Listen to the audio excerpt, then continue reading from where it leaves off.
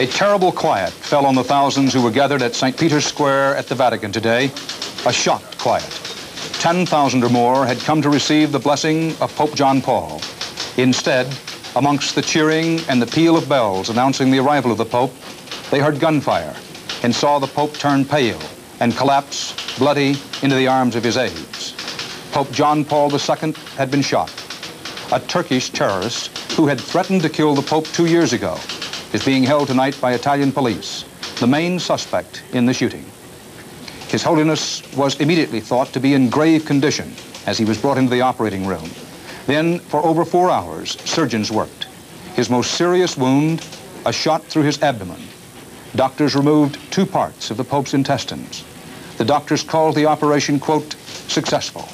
Tonight, they say, the Pope's condition, however, is guarded because, after all, there is still the possibility of infection. This act of violence directed against a man of peace stunned the world. Good evening again. I'm Dan Rather, CBS News, reporting from Los Angeles. This is the CBS News Special Report. And with me tonight in our New York newsroom are Harry Reasoner and Bob Schieffer.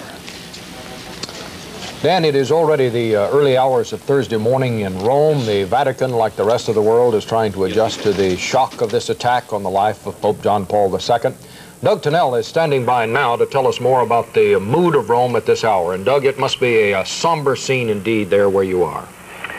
Certainly is. There is very much the atmosphere of shock, even in these early hours. Small groups of people are still walking through St. Peter's Square, looking for the exact place where what happened today happened, talking with the people there, exchanging the latest word on the condition of the Pope, and of course, some of them on bended knee, praying before portraits of the Pope and hoping for his speedy recovery.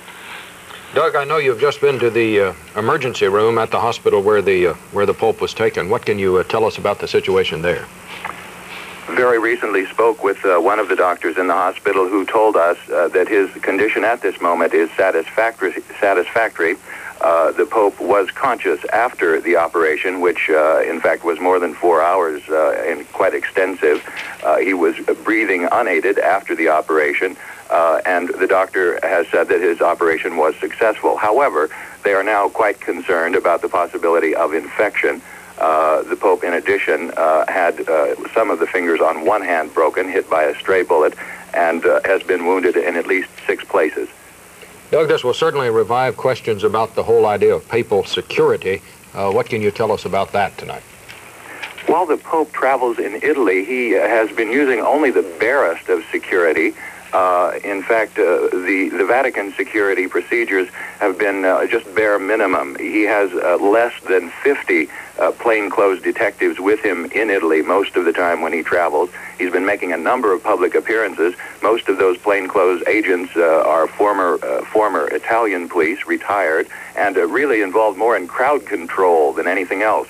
So what happened today was something that people had speculated on. It was something that seemed imminently possible, and yet he's the man, kind of man who wanted to be so close to people, to show his trust in people, his affection for his flock, that he would not take more stringent security precautions and put a body of bodyguards between himself and the faithful who'd come out to see him.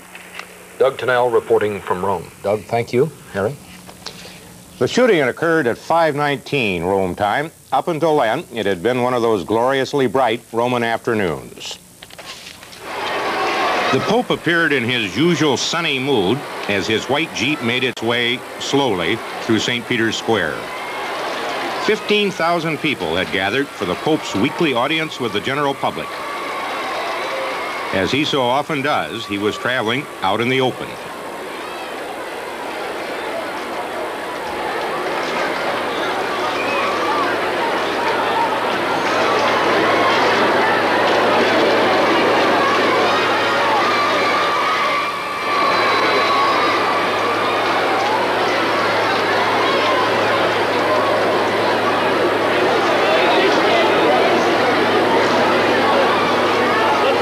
As he so often does, he stopped to kiss a child.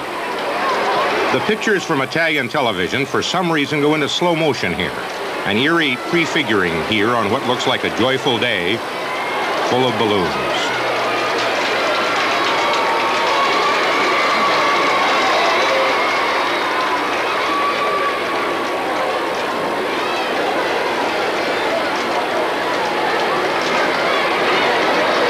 Suddenly, the Pope's Jeep was hurtling out of the crowd, the guards running ahead and at its side.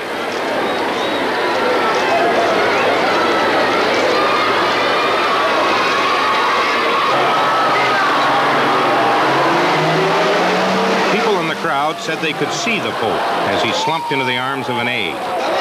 They said they could see blood on the front of his white silk robe. A still photographer got a picture of the Pope as he gripped his hand, where apparently one of the bullets hit. We have an eyewitness description of what happened next from Nicholas Raluk of New York. There was people of many, many different nationalities all around me who couldn't understand each other, but we understood one word, that the Pope was hurt. As soon as the Pope realized that the Pope had been shot, people then broke out into crying, and they were dropping to their knees praying. This is one of the two women who were also injured by the gunman's shots. One was Anne Audrey, a widow from Buffalo, New York. The other bystander, apparently hit by stray bullets, was a 21-year-old woman, Rose Hill, from Jamaica. A priest got on the Vatican's loudspeaker to ask the crowd to pray for the Pope, the Lord's Prayer and the Ave Maria. One aide said that on the way to the hospital, the Pope prayed quietly in Polish.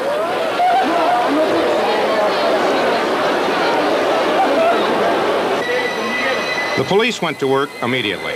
On the piazza, they found and marked the spot where a bullet casing had landed.